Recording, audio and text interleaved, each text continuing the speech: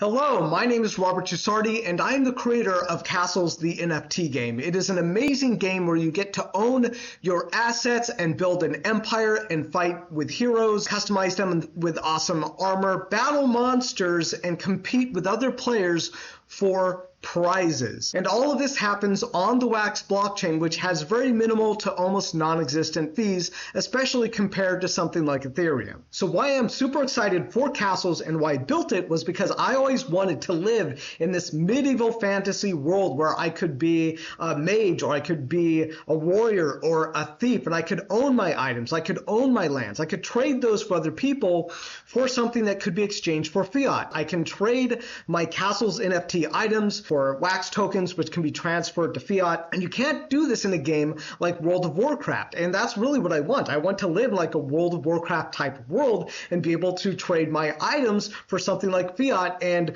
World of Warcraft Blizzard Entertainment will not let me, but guess what? We do. On the Wax blockchain, we've been able to make it so you actually own your asset. You can actually trade all of the items that you have in your game inventory on the Atomic Hub marketplace, the NFT marketplace.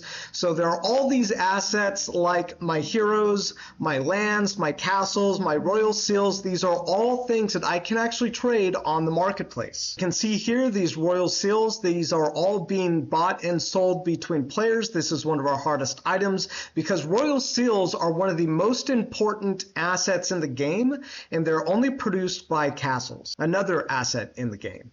Now, to get started, you will need at least a Wax wallet. You can get one at wallet.wax.io. All it takes is an email address. So if you need some Wax tokens to play the game, you can get that through various places like the Binance exchange. There are also some other places and exchanges on the internet. Let's just do a general overview of the game. Don't be too intimidated. There are a lot of assets, there are a lot of features, but depending on what you want to do, you may only want to focus on a few. Now, one of the biggest ones is that we just released our Dungeons expansion. You can build your heroes. If you don't have a hero, you can actually just join the showroom and take a look at the showroom at the really cool kinds of heroes that you can make and what they might be able to look like. And that you can actually do without owning any heroes. Is you can just go into the showroom and just, hey, so do I want to look at an Epic Caldor? If you want to look at our mage here, this is Luna. And you can kit her out to look the way that you want. And you know, the showroom is open even if you don't own any Castles assets. You can actually just go in here, preview what your character might look like with the different armor pieces. So Castles also has a free-to-play mode where you can claim tokens for free. We'll go into that a little bit later. There's also what we call the land game. The land game is all about merging lands up to castles in order to create royal seals. Now, you want royal seals because royal seals are a major part of the game. They really fuel the economy, and we do want them to be one of the scarcest assets in the game. To get started with dungeons, you will need a hero. You can buy one off the secondary market, and you can go into the hero builder here. You will have a hero that has not yet been staked, and when you click on these left and right buttons, the equipment that you own will show up as you go left and right. As you're equipping these heroes, they are going to get a stamina bonus. Now, each piece of equipment gives you more stamina, and the reason that you want more equipment, the more equipment you have, the more stamina you have, the more efficient your hero is, because you do need to recharge your hero when it runs out of stamina. The amount, essentially the efficiency of how much you're going to get is going to be better if you have more equipment. In addition, if you have a full set for that hero that matches the hero's rarity. So if you have a rare Luna and you want to get the hero bonus, so you would equip on her a full rare set of armor, and that will give her the stamina bonus. So if you want to know how to build the best hero, just make sure that hero is equipped with a full set of armor of the same rarity, and that will make it the most efficient when collecting loot from monsters. Once you're done building your hero, just go ahead and hit confirm, and that will stake your hero, and then you can use it for battle. So there are three different types of heroes. There is Luna. She is a spellbinder like a mage. There's Bancroft, the thief, and there's also Caldor, the knight. So there are three different heroes. They can only equip items meant for that hero, and they can only battle monsters meant for that hero. Now you can see the amount of customization options here for the heroes is just huge. There's 11 different pieces. You can also change the color of what this hero might look like here on the color bar, and you can make them look all different kinds of ways. You really get to customize your heroes to look the way you want them to. Now, to take your heroes into battle, every day a hero is going to get a free daily battle. It will cost them some stamina. Like here, I can do this daily battle with a Caldor, click Fight Now. And so it's going to consume that daily battle use, and I have to wait until the next cycle, which is a in 24-hour period. Right now, it's at a 14-hour cooldown because it resets at the same time every day. Now, in addition, you can also battle NFT monsters. Now, what NFT monsters are, they're essentially monsters that have been minted, and they give better rewards. And you can go ahead and select your hero, like here, Caldor, and I can do more than one at once. I can do 2 at once. I think right now you can do actually up to 9 at once, and it will consume that same amount of stamina. So fighting this NFT monster consumes the monster NFT and gives you in exchange essentially a loot box that you can open from the loot page. Boss fights give you the best possible rewards, and you will earn a boss fight for every 15 monster NFTs that you defeat. Now, in order for the fight to qualify, it must be a NFT monster that matches your hero rarity. For example, here I will go and I will fight an uncommon monster. You can see here I have 0.15 for my boss fights on this uncommon Luna.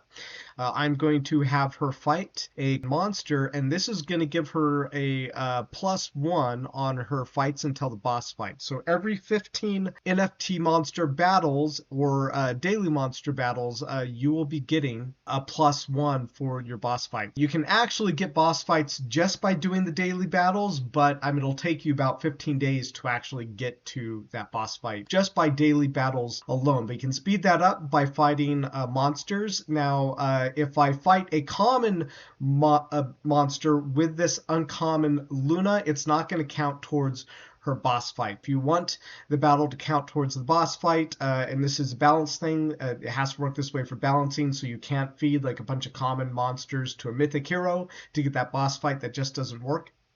And the boss fights are going to give you the best possible rewards on the loot page. But when you want to do a boss fight, finally, you'll just go here. It'll use the same amount of stamina as a normal fight, and you get to do the boss battle.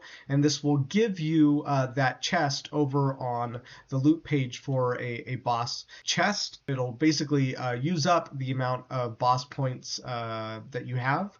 Now, right now, at the time this is recorded, if you unstake your hero, you will lose your boss fights. We've been talking about the possibility of changing that, but if you want to make sure, check our Discord to see if that has been made. So here is the loot page. You can open your treasure chest from defeating monsters. Now, there are 3 types of chests. There is daily monsters, NFT monsters, and boss battles. Essentially, boss battle treasure chests give you the best kinds of rewards. Let's say that you want to get a rare fragment than your current hero. Well, then you have to fight either NFT monsters or boss battles. So if you have a common hero, and you want a chance at getting either rare shards, which is higher than your hero's rarity, you need to either fight NFT monsters or boss battles. Otherwise, you're only going to get fragments for equipment and heroes that's of your same level. So basically, you want to be out there fighting NFT monsters. They give you the best rewards. Now, when you open chests, it will take just a very minor minting fee, 0.05 wax to mint one of these chests. And go to last rewards, you can see what you got. Here we got an uncommon hero fragment and 100 wealth. Now there are 3 different types of rewards from chests. There is wealth points, there is hero fragments, and there is equipment fragments. Now the hero and equipment fragments can be combined or blended, as we say, into creating new heroes and new equipment. And wealth is an ingredient in Treasuresource, and Treasuresource is used to recharge heroes, to create new monsters for monster tomes. So wealth and Treasuresource are really vital ingredients to playing the Dungeons expansion. So if you want to see a table for what kind of rewards you can get from fighting these monsters, we have that on our Medium at medium.com/@MetaSourceGames under the pre-launch dungeon details. So to get to the blend, you can go up here, go to craft, and all on the right side there is blends that will take you straight to the page where you can do all of these blending of equipments and heroes. Like we go here to common equipment, we'll see fragments that we have for making common equipment. We can select these, auto select, it will select 5. You can see I have all of these fragments for creating common equipment. And so I can click auto select, it will auto select 5 of these and go to blend. And that is then going to create a new equipment pack for me, and then I can open that and see what equipment I got and for what hero. If we refresh my inventory, we can see that we got an equipment pack, and I can go ahead and unpack that and see what equipment I got for what hero.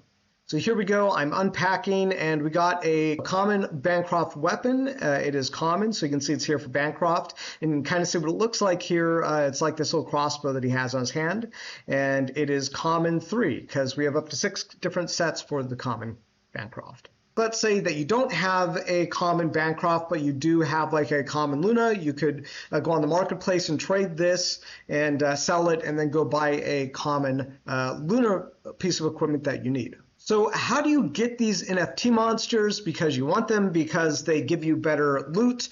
They also give you better points for the dungeon event. So how do you get these guys? You can either get them from the secondary market from people that are creating them, or you can get yourself a monster tome. Now, how monster tomes work is that you need to recharge them, and every time you charge them, it gives you 7 charges, essentially 7 mints, to mint new monster packs. So you can see here I have 2 legendary tomes, which gives me the best kind of monster packs. I can mint them. I just got 2 rare monster packs, which was a really good roll. Now to open those monster packs, you can click up here and go to open monster packs. Now you can actually open a bunch at once by clicking up here and then going to open all, and this will basically open them all at once. And the same thing with claiming. Sometimes you have to do a 2-step process of opening all and claiming all, so you can go up here and do them all in one action instead of having to click and go open, open, open, open, or go to claim, claim, claim, claim, claim.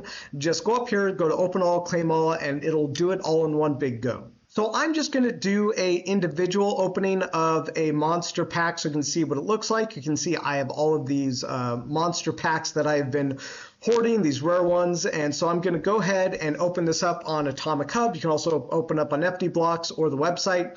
And so here we got a rare Luna Firemoth, we got a epic Kaldor Wusk, and a rare Luna monster. So Luna is the only hero that can defeat this particular monster, and that's the way it works for all the heroes. And when I battle them, they are going to get consumed.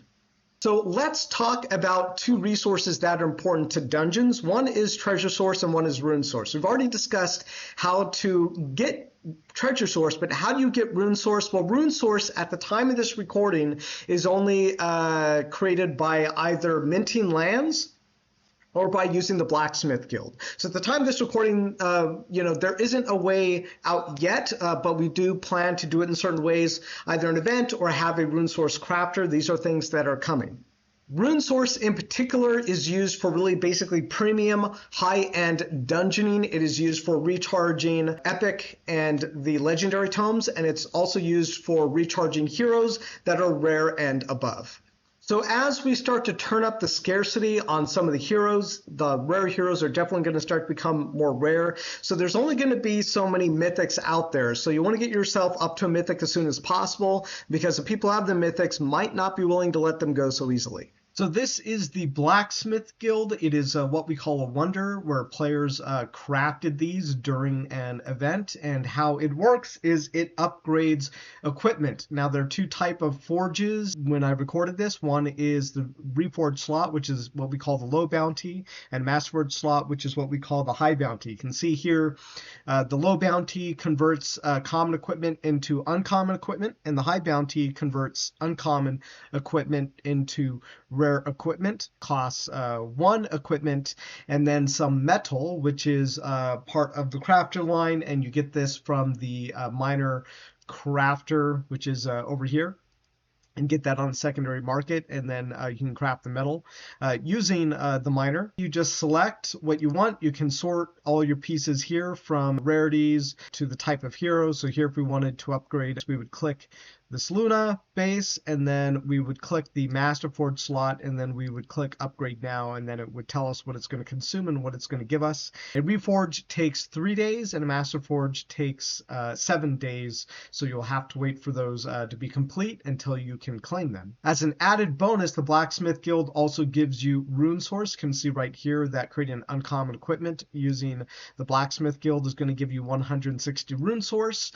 So this is one of the very few places at the time of this recording that you can actually get Runesource is by upgrading equipment. So we're now starting to create new features for heroes. We're going to continue to expand the game for heroes, and so you can do really awesome things with them, take them out on quests. Here's an example of a new feature that we are just releasing. It is called Spin the Wheel, and basically it gives you a chance to get some wealth and uncommon or rare equipment tickets that allow you to choose exactly what equipment that you want. So this is just one of the many new expansions and features that we are adding for heroes to really just add more value proposition to owning heroes and using heroes and equipping them.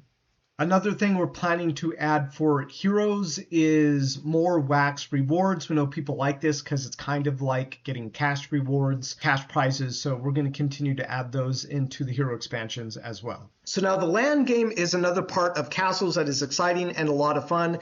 It really consists of upgrading your way up to a castle, because castles mint royal seals, and royal seals are really one of the most necessary ingredients, one of the most necessary resources in playing the Castles game. Their royal seals are needed to create treasure source, and treasure source is needed to terrest your heroes, to make new monsters. So royal seals are really vital and important game, and that is why you want to get a castle. For each piece of land that you have, they actually generate metasource by the hour. You can go down here at the bottom of the page and look at your earnings. It will tell you what you're earning and metasource tokens for farm, ranches, villages, and towns. And essentially every hour you can claim tokens, and gives you metasource tokens, and those metasource tokens are used for various things in our gaming ecosystem. One of them is for merging lands themselves, and one of the coolest things about merging lands is that you have a bonus chance to get more land. So what are your chances? Well, they're laid out right here. So you have a 60% chance of getting just one ranch when you merge a land. You also have 36% chance of getting a bonus farm, or you have a 3.6% chance of getting 2 bonus farms. So essentially, it's kind of like getting a refund. When you merge a land, you have a chance to get either a refund of 1 land or a refund of 2 lands. And the higher you go, the smaller the chances get for your refund, but really the better the gains are. If you go up to merging a castle, you have a 1% chance of getting a bonus city. So essentially, for every 100 cities that you're merging into a castle, you're probably going to get 1 city out of there somewhere, out of those 100 merges. So it's very easy to mint from your land game NFTs that you have. Just go ahead and click here. It will go and it will do batches of 10 at a time for you, and these will end up inside your inventory. When we refresh, we can see that my page is updated and now have 67 royal seals.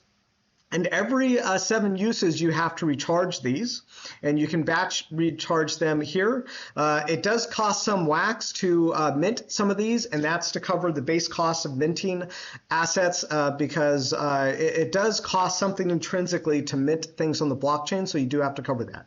Lands do become more scarce over time. We have more information in our white paper about this, which you can find under info. But essentially what is happening is that as farms are created, we continue to turn up the scarcity on lands. We have a soft cap of castles at 5,000, so around 5,000 castles.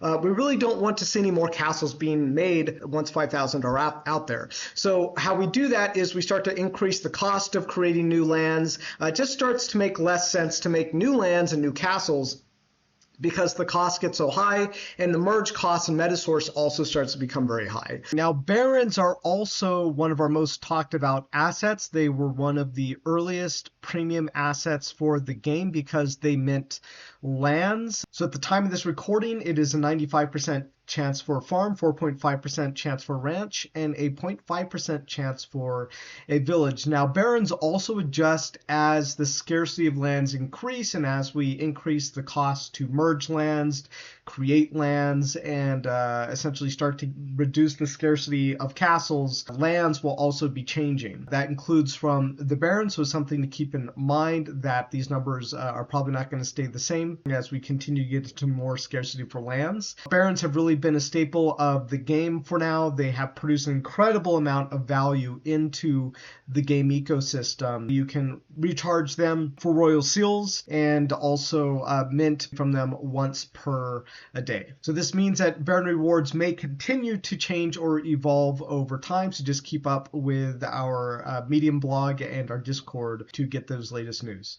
I have a couple of other crafters in the land game, that is lumberjacks and carpenters. Lumberjacks are used to create lumber. Carpenters create fine wood. Now you can go ahead here and click these and they will mint you points.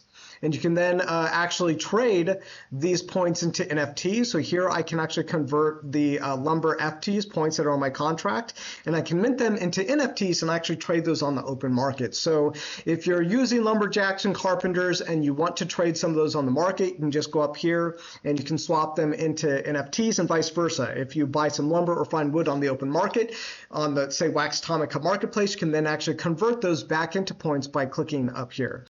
So how do you create new lands? Well, there are three main ways. One is you can use a baron. Barons do mint you lands. You can also craft new lands by going to events and wonders and land packs. You can create new land packs. Over time, they become more expensive to craft. So people are going to be doing this a little less frequency as time goes on. And the other way is just to go get a pack off the secondary market and open it from there. An explorer's pack has 2 lands and a seafarer's pack has 5 lands. And you get the ingredients to create those lands through lumberjacks and carpenters. Carpenters create fine wood, and that fine wood is used to create land packs. In order to get fine wood, you need lumber. So that is what you need lumberjacks and carpenters for. Those are NFTs that you can buy on the secondary market. Land crafting does have an event where as they're minted, we actually give out rewards to people who are participating in the last Scarcity League.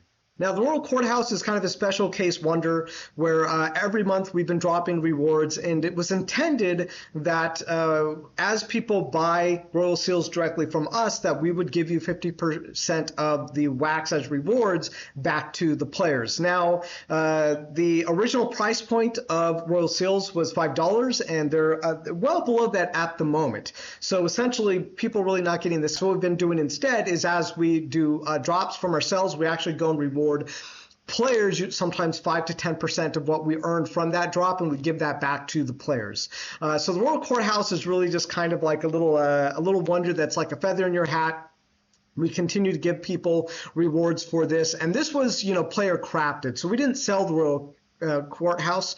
People crafted these using in-game resources, and it was a really fun event. But every month they're dropping these rewards, so it's a lot of fun to actually keep and have and see what you're going to get month to month. The Explorer's Guild is a great item that gives you passive Runesource earnings every day based on how many land packs are created. So as people are creating land packs, then the Explorers Guild is giving out Runesource. Now, really, a big bulk of the Runesource has already been generated since there are less and less lands being created every day. Plans continue expanding the Runesource earnings, but we'll see. We'll continue evaluating as the game grows.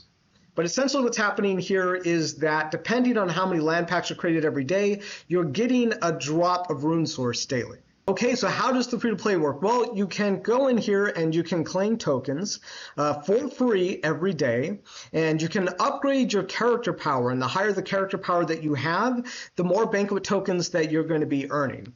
So the free-to-play seasons usually last like 2 to 3 months, and you can upgrade your power by opening what we call the free pack. You do have to pay an intrinsic blockchain fee for minting your free pack, 0.12 wax per an NFT that you mint. And click here and you can see what you got. I just claimed 5 NFTs.